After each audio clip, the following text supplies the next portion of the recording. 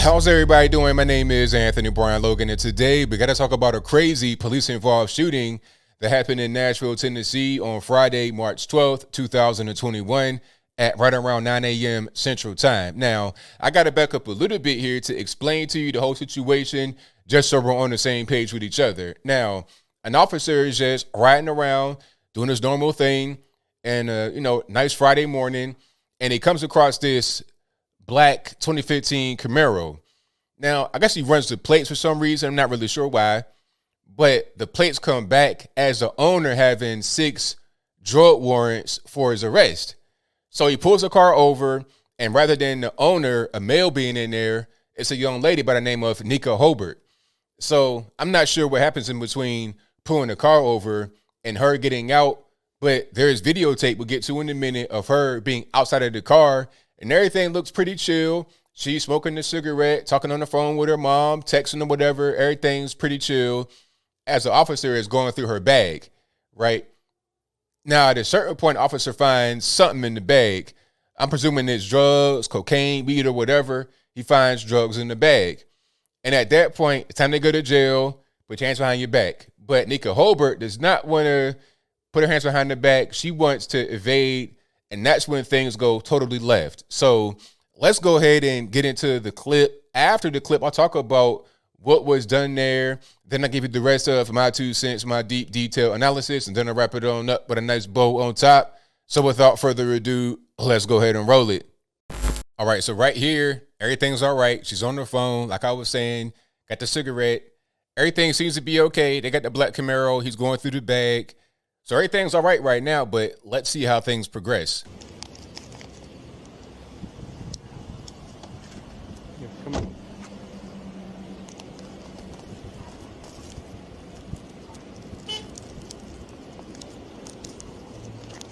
All right, so looking through the bag. And she's nervous. You could tell. Look at her. See the body language. She's like looking towards him. And she was struggling trying to get that cigarette lit. So I'm seeing nervousness in her facial expressions. It doesn't look too good. Here, do me a favor, turn. No, turn around. Oh, there it is. So then he found whatever it was, the weed, the pills, whatever. He found whatever it was. Now it's like, okay, it's time to go to jail, time to get locked up. And she's not really having it. This is where things really go downhill. Put me in handcuffs. I haven't done anything wrong. Ma'am. No, don't put me You're about to get tased. No. Get down. Get down on the ground. So right here, he does not have a gun. He has a taser on her, from what I could tell. And if I'm wrong, let me know in the comments. But he does attempt to tase her first. She's running and screaming, hollering, carrying on. But he does not, pull a gun instantly. Down on the ground.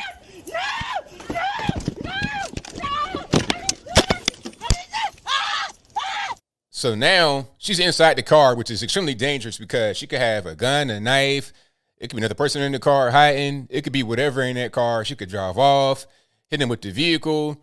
It's very dangerous. So you see the taser right there in his hand, and he pops the taser on her.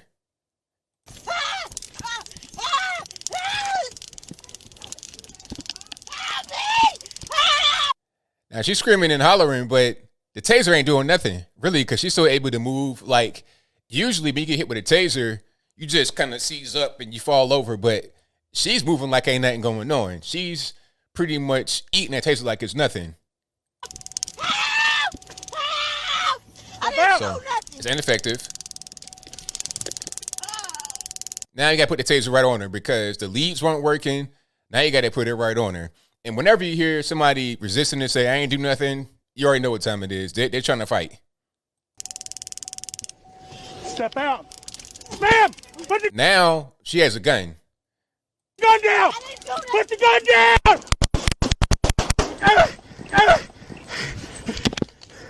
So if this what happened right there, the officer got shot.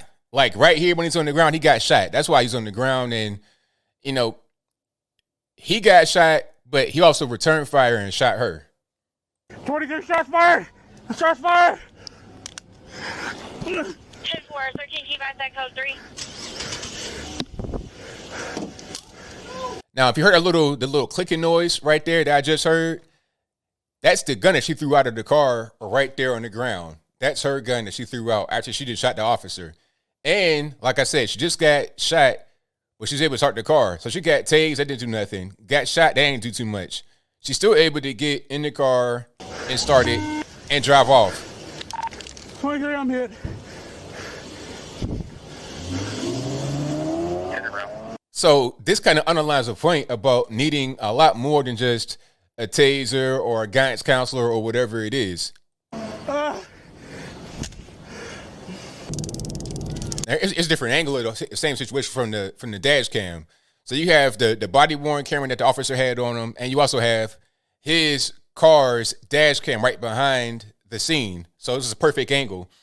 And I probably can't play this right here because it's going to feature the guns going back and forth, and you're going to see him get hit and fall. So I'm going to go ahead a little bit here. So at this point right here, he had been shot, and he was just trying to regain himself and get everything back together. So you saw her throw the gun out right there. 23, I'm hit. And she drove off.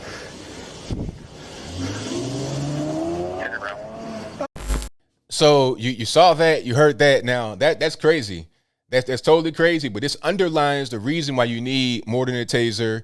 You need more than a guidance counselor or, somebody to come, quote unquote, diffuse the situation. You have armed and dangerous people, and gender don't matter because this is a young lady.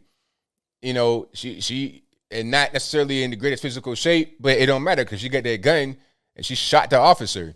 Now, like I said, he's fine, but what she ended up doing after she drove off was crash, I think, into a tree or into a ditch, and she died later, if I'm not mistaken, in the hospital. Probably from the crash, from getting shot, from a few more things. So that's what that was.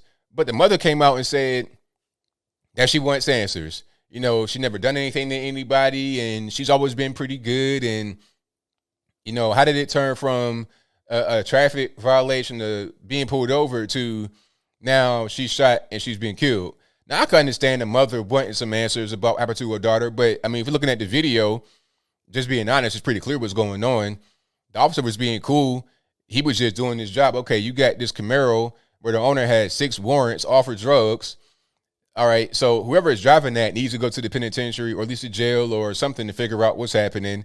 You pull the car over, you search it through the bag, and of course you got probably not only the drugs, but also maybe even the gun in the bag. So at that point, it's time to go, all right? She doesn't want to go, resists arrest, gets in the car, shoots the officer. It's pretty clear what's happening. He did everything right, was nice with her, tased her first, and then, she goes and does whatever she wants to do. Okay, so it's really unfortunate, but what else is going to happen in that situation? Like, what else should he do? And a lot of officers are facing the same situation. And, and the messed up part is they don't always get support from their higher ups, from their superiors. That's going to just decrease morale, and you're going to have a lot of guys that just quit, retire, go do something else. It's happening right now all over the country. Minneapolis is happening. A lot of guys are on extended leave that are not going to come back. Guys have retired, they've transferred, they've quit, and now you're short officers. So you're going to go from defund the police to now we got to refund the police. That's happening right now, if I'm not mistaken, in Portland, Oregon. They want to get $2 million more into the force after they cut $16 million. Well, you might need more than the $2 million. You might need to go to about $25 to $30 million because now you got to get officers. You got to convince them to come back into that hostile environment.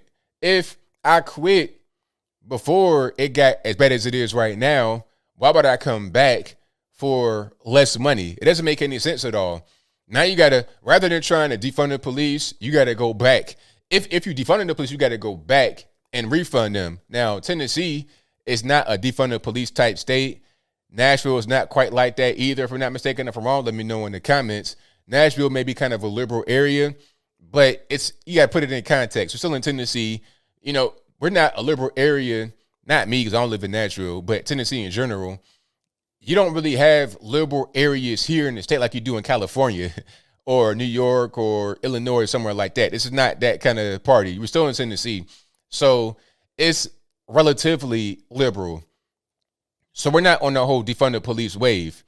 But if you are in a city where defund the police have become the norm if that's become just a regular modus operandi of your local leadership, then you're going to have things like that happen a lot more, where officers are getting hurt or people are not getting pulled over. You may see a vehicle that looks suspicious, they got warrants, and just let them go. And then that same person that's driving that car, rather than shooting the officer or hurting themselves, will go and shoot somebody else or shoot quite a few people. I've seen it happen over and over and over and over again. I've seen many stories of the same thing happening. People want to say, fight for X, Y, and Z, justice for X, Y, and Z. But the truth is that they probably don't really deserve what you're thinking they deserve. Your emotions and your feelings get into play, but you're not seeing what's going on. And this one was pretty clear on videotape, audio, and everything. So I don't want to see any ambulance chasers like Ben Crump or Black Lives Matter, NAACP, Antifa. I don't want to see anybody over in Tennessee because of that woman. It's unfortunate that she died, and may she rest in peace, but she did that to herself, period.